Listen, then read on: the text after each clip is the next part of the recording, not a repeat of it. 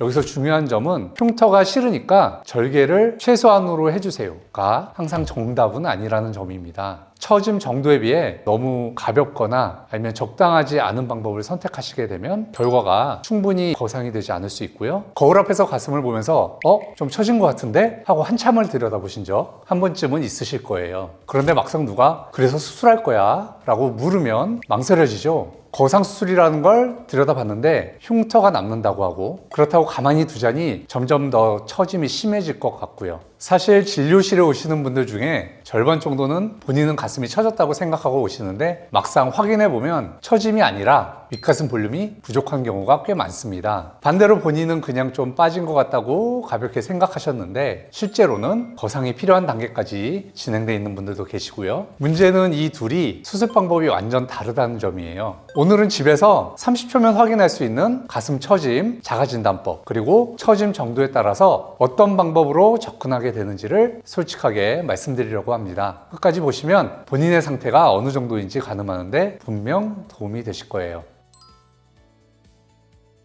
가장 먼저 알려드릴 건 가장 핵심적인 기준입니다. 바로 유두의 위치와 가슴 밑선의 관계예요. 가슴 밑선이라는 건 가슴이 갈비뼈 쪽으로 접히는 자연스러운 라인을 말합니다. 거울 앞에 똑바로 서서 가슴 아래쪽 접히는 부분을 가만히 보시면 금방 찾을 수 있어요. 이제 본인의 유두가 이 밑선과 비교했을 때 어디에 위치하는지를 확인해 보시면 됩니다. 1단계는 정상 혹은 가성 처짐이라고 말씀드릴 수 있는데요. 유두가 가슴 밑선보다 확실히 위쪽에 있는 경우입니다. 이 경우는 엄밀히 말해서 가슴의 처짐이 아니에요. 다만 윗가슴 볼륨이 꺼져서 처져 보이는 것이죠. 이런 경우는 거상이 아니라 보형물로 볼륨을 채워주는 것만으로도 자연스러운 리프팅 효과를 기대할 수 있는 단계입니다. 두 번째 단계는 처짐의 시작이 유두가 가슴 밑선과 거의 비슷한 높이까지 내려가 있는 경우입니다. 이때부터는 가벼운 처짐이 시작된다고 보시면 되고요. 3단계는 본격적으로 유두가 가슴 밑선보다 아래로 1에서 3cm 이상 내려가 있는 경우입니다. 2단계는 단순히 볼륨을 채우는 것만으로는 한계가 있어서 가슴을 위로 올려주는 거상술이 함께 고려되는 단계예요. 거울 앞에서 본인이 눈으로 직접 한번 확인해 보십시오. 의외로 본인이 생각했던 것과는 결과가 다른 경우가 꽤 많이 있습니다.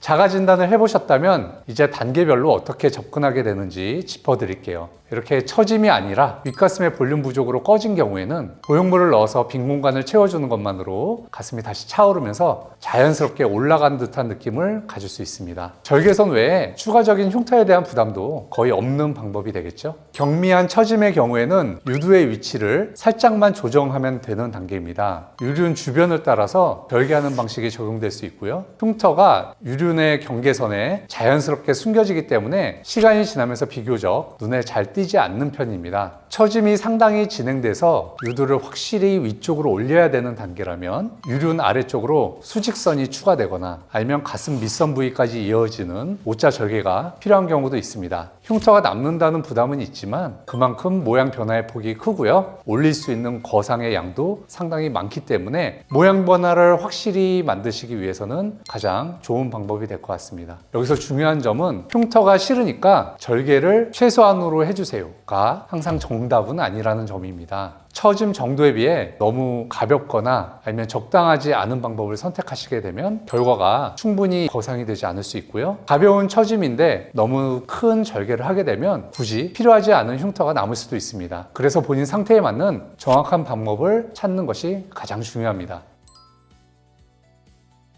여지껏 수술을 말씀드렸지만 사실 가장 좋은 건 이 처짐 자체를 최대한 늦추고 어떻게 보면 조금 예방하는 방법이 되겠죠. 일상에서 어떻게 하시면 되는지 4가지 정도 말씀드릴게요. 첫 번째는 급격하게 살을 빼거나 아니면 다시 살을 찌거나 이 과정을 반복하지 않으시는 겁니다. 또한 살을 급격하게 빼시면은 피부가 수축하는 게 살 빠지는 속도를 따라가지 못하거든요. 특히나 요즘은 다이어트 주사약들이 많이 있죠. 단기간에 살을 많이 빼시면은 그 이후에 또 요요가 반복되면은 가슴이 늘어났다 줄었다 이 과정이 반복되면서 상당히 처짐이 많이 발생할 수 있습니다. 한 달에 1에서 2kg 정도로 천천히 빼시는 게 이 가슴의 모양을 어느 정도 지키면서 체중 감량을 하실 수 있는 방법이 될 것 같습니다. 두 번째 방법인데요. 러닝처럼 가슴이 위아래로 크게 흔들리는 운동을 하실 때는 반드시 지지력이 있는 스포츠 브라를 착용해 주시는 거예요. 이 흔들림이 반복적으로 누적되면은 가슴을 받쳐주는 조직이라든지 여러 인대나 아니면 근막 같은 것들이 상당히 늘어나고 조직에 부담이 쌓이게 됩니다.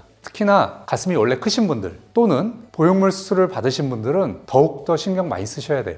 세 번째입니다. 옆으로 주무시는 분들의 경우 잘 때 가슴이 한쪽으로 쏠리거나 아니면 눌리는 경우가 많이 있거든요. 특히나 이 수면 시간이 6시간에서 8시간까지 길게 이어지기 때문에 가슴의 모양이 한쪽으로 많이 치우쳐지는 이런 경향이 나타나게 됩니다. 가벼운 스포츠 브라를 이런 때 착용하시는 것도 이 부담을 덜어드리는데 좀 도움이 될 수 있을 것 같아요. 네 번째는 출산과 모유 수유에 관련된 부분인데요. 출산을 하시고 나서 가슴의 피부 관리를 등한시 하시거나 아니면 단유 마사지를 너무 강하게 받으셔가지고 피부가 좀 많이 늘어나거나 조직이 손상되는 경우가 있을 수 있습니다. 가슴은 어느 경우에도 최대한 촉촉하게 피부 관리를 유지해 주시고요. 너무 자극적인 마사지나 아니면 과도한 움직임은 조금 피하시는 게 여러모로 좋습니다.